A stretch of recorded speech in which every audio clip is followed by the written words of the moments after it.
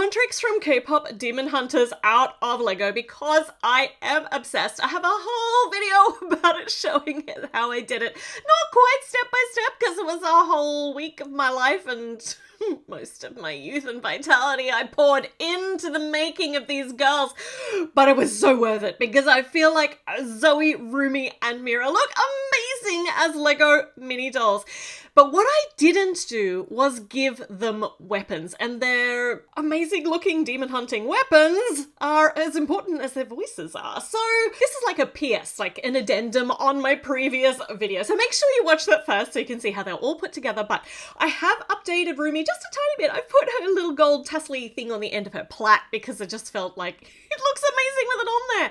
And then I went searching for information about their Korean weapons because what they're wielding are just like made up mishmashes of other blades. They are properly inspired by Korean weapons. So I'll put the website, like the link to this website down in the comments, but here we go. This is where we are starting.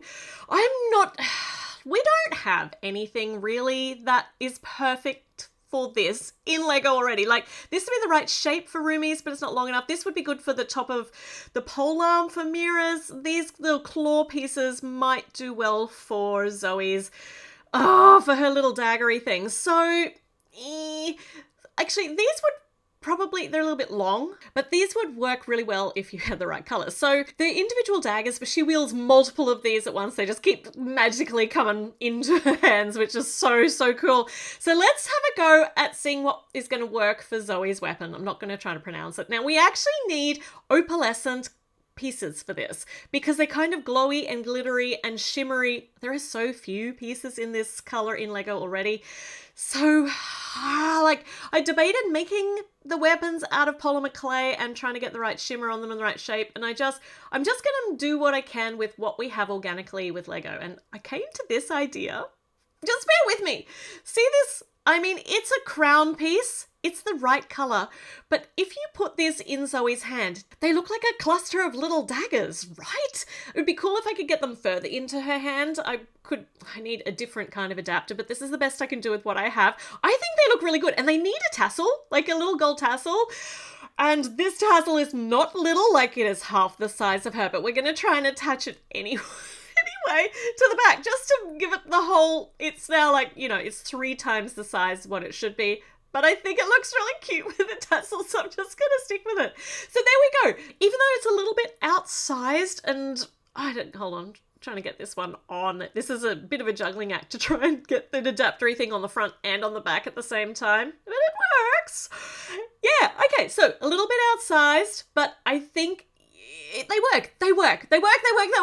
Okay, next up, Rumi's sword, which is not curved. It has a curved end in phase 2. Okay, so Rumi's traditional Korean weapon. This, like I said before, this would be the right shape, though the handguard thing is a little bit too big, whereas the handguard on this would be the right size, but it's got a curved blade. But we're going to go with this for the right shape because, come with me to Kmart. I 100% went to get this set. I mean, $10. I can do this, $10 for one piece. In here, we are looking for, where is it? Can I see it? Can we see it? Here it is. This sword over here, it's opalescent. I know it's curved. I know it has like kind of an angle slant on the end, but I'm just going to ignore all of that because it is the right opalescent-y color and it will do in a pinch. I mean, all of these weapons really do need to be custom made. These would be so good for the top of, Mira's pole weapon. Why don't we have more pieces in opalescent? So this is the piece we're looking for. Oh, I thought these bags were numbered. I'd be able to find them. Nope. Okay, digging around. Here we go. This is it. One $10 piece from this set. I will build the rest of the set at some stage, but here we go. If I want to bling it up a bit, and it might just be too much. So what if we add some gold for the top? Because she's got a gold on the hand piece and a little pearlescent bit for the tippity top. And when she tries to hold onto this, it's now, I mean, she can't stand with it in the same kind of pose that she has in the promotional material because it just looks ungainly and ridiculous. What if, here's a thought. I'm having a thought. What if we could like kind of, she could hold it angled across her body and then you can see the shape of the sword and all of those pretty colors. And now I need an adapter to be able to do that because mini doll hands don't turn. So let me just go and have a look and see what I've got. So this new clip piece would work nicely, I think. And then we just have to get another little one of those little pin holdery things, and she can hold that in her hand, and then it just kind of blends in with the gold bits of the handle of the sword. Yeah, does it work? I mean, kind of.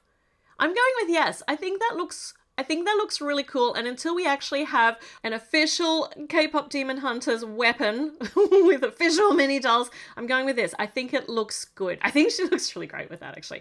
All right, Mira's pole arm is, let's take this picture out so we can actually see it. Like all that iridescent coloring on it. I really want that. So this has got a massive crescent-shaped blade on the end. We've got gold for the actual handle. On the other end, she's also got a whole heap of opalescent-y bits as well.